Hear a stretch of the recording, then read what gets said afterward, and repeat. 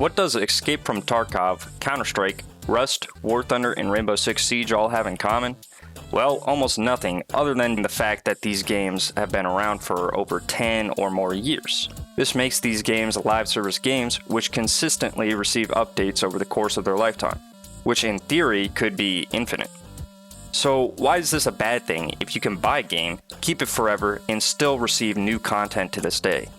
Well, each of these games have ran into their own issues that I will discuss in this video, which might make the games less enjoyable for some players.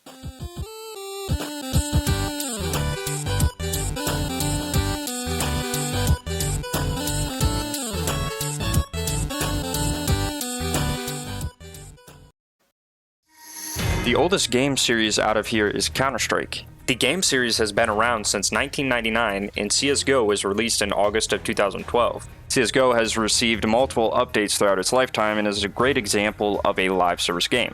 The original CSGO looked very similar to its previous version, CS Source, and Go along its lifetime received multiple updates that gave its own look. Now, Go was updated to the new Source 2 engine with a new branding as CS2. However, with this franchise being around for many years, it can be frustrating to get into this game. Usually when talking about games, you hear of a skill ceiling, which is the max level that players could potentially achieve in a game. However, when it comes to Counter-Strike, it is important to talk about the skill floor. This is the minimum amount of skill it takes to play the game. This brings us to the first issue of a live service game. The skill floor of these games might be too high for new players to get into the game. If you don't have experience with computer games, already getting into an old game like CS can be very difficult and will take many hours before you can truly master the game, or at least just get to a point where you feel comfortable playing against other players. The luxury of a new game is that, for the most part, most players will be inexperienced, and so newer players will be more encouraged to play as everyone is bad at the game. Some players might still have some other skills from other games, like aiming, but new mechanics in the game will be new to everyone. Think of building in Fortnite. No one at the start could build that well, and so everybody with this skill got better almost at the same rate. Now, a thing with CS2 is that there is a matchmaking system, so players of similar skill could go against each other. At the very low ranks, there's still probably room for players, but getting to the proper rank can still take time, and they might quit before they get there. Now, another topic that is very related to CSGO, and is another problem with these types of games, is the way that they make their money.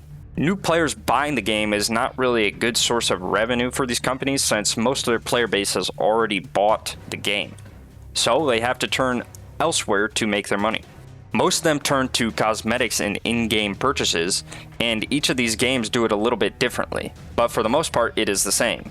You either have a battle pass or some kind of store where you can buy items. Two of these games stand out a little bit more though, Rust and Counter-Strike. The thing with these games is that the skins can be bought, sold, and traded on the Steam market.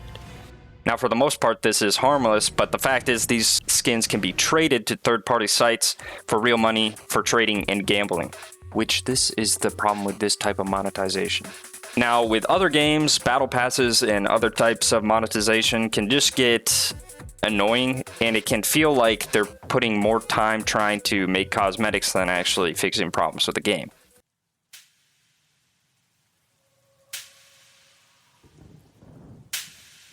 This next category is a bit more personal to everyone, but it is, since these games have been around for so long, they can lose their original feel. The two games which I'll talk about this, me personally I felt with this, is Tarkov and Rust. For example, Tarkov was originally meant to be more hardcore of a game than it is now.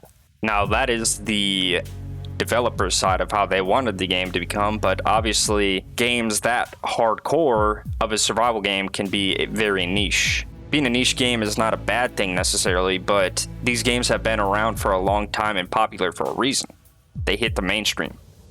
Whether through Twitch events or other marketing, Tarkov and Rust have seen jumps in their player base because of this. For example, Tarkov has switched to a more mid-core game, and the same goes for Rust. difficult mechanics have been removed from each of the games. Look at the difference in numbers of the games between Rust and DayZ, for example. However, nowadays DayZ is getting more content that fits a wider audience and receiving more attention. Rust has changed a lot in its development. One of the most recent big changes was the recoil rework. The game is now accessible to more people as the recoil has been made significantly simpler. Rust just doesn't have that same feeling as it used to back then. But this is a good thing for players who just started, as the mechanics are simpler. However, for players who have been playing for longer, not really. And for the developers, well, just look at the numbers. Now for the next topic, I'll talk about the two games I haven't brought up yet, War Thunder and Rainbow Six Siege. These games have experienced something similar to losing their original feel, like the last two, however it comes in a different way. Feature creep. This is where a game adds too many features where it can become overwhelming to play or begin to play. Now, arguably Tarkov and Rust have experienced this as well, but I'll leave them out of here. For example, War Thunder has added so many vehicles that even when I was playing in 2018, there was already a ton of vehicles and it seemed impossible to get them all. On top of that, War Thunder advertises its top tier gameplay the most. That means that most of the time, new players want the new generation vehicles, which only can be attained playing thousands of hours of the game. Well, except for the fact that you can buy premium vehicles or packs using real money. This causes problems where players in the top tier might be very inexperienced and could lead to one team dominating over the other. With Rainbow Six, there is a similar problem with all the operators. It can be very difficult to get them all, and is it even worth trying a new operator once you already got better with another? And by the time you grind to an operator you're trying to buy, you probably already got experience with another one. So why would you play it? It can be overwhelming learning R6 features with all the different operators to pick from. Now, feature creep is expected from games that are constantly adding features for 10 years though. The question is, what will happen when these games are done adding stuff? Or if they keep adding things, will it become impossible to start playing the game? Now, these next points are a bit more abstract and not measurable. I feel like they're more personal too. And I feel like they're more personal to my experiences, and might not be the same for everyone. Maybe they reflect some of my complaints as well. But an interesting thing I get with CS is that I like learning about the past of the game, which is not really common with other games that I've seen. Maybe this stems from the fact that I like making maps for the game, and so potentially I'm interested in the old iterations of the maps and how the game used to be to see how I could further develop my maps or something. But that doesn't explain why I like watching the old pro moments. Maybe that's just because they're cool moments in the CS history. Maybe this is just because I'm interested in what I missed out on, whether good or bad. Maybe it's just curiosity and interesting learning about the past of a favorite game. Now, more directly with nostalgia, I would say that it would be War Thunder. This is the game I've been playing for the longest out of all these, and looking at old clips or watching old videos is always cool to see. Now, for Rust, I feel a loss of purpose kind of with the game. The recoil is easy to learn, and everybody is at least okay at the game to being very good. There's not really an end goal to the game, and sometimes it can feel like a waste. It's still fun to play here and there, but not as fun to grind as it used to be. And now there's not really an incentive to be better at the game with the learning recoil, as well, it's very simple. The same could be said with Tarkov. I had a huge burnout with the game. I played it way too much, and now it just seems boring playing the same quest over and over, and this could be an example of the lack of features being added to a game that's been out for so long as well. It's the same quest, same meta, same game basically. Finally, with R6, I have almost the opposite feeling as CS. I feel like an outsider. I don't really feel an interest to learn about the past. I don't really feel an interest to learn about the lore or anything like that. And with R6, it's one of the last games that I started playing and spent time to actually learn a new system.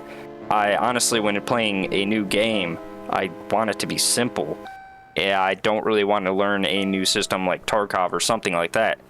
For example, when playing Gray Zone Warfare or Delta Force, I didn't really enjoy it. I kind of just zoned out the game because I'm like, I don't want to learn a new system again. And the other thing is, playing games similar to these other games can be very frustrating, as it has a similar feeling, but like I said before, with different mechanics that you have to learn.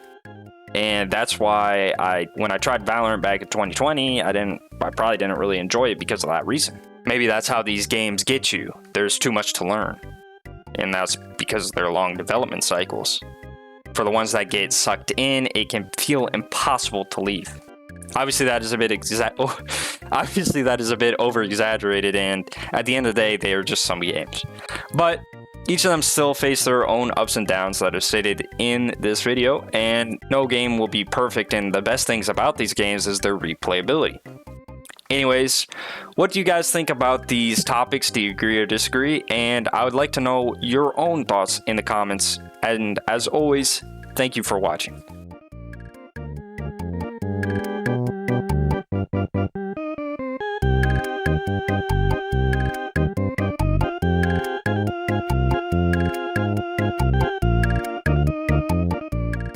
Like with monetization,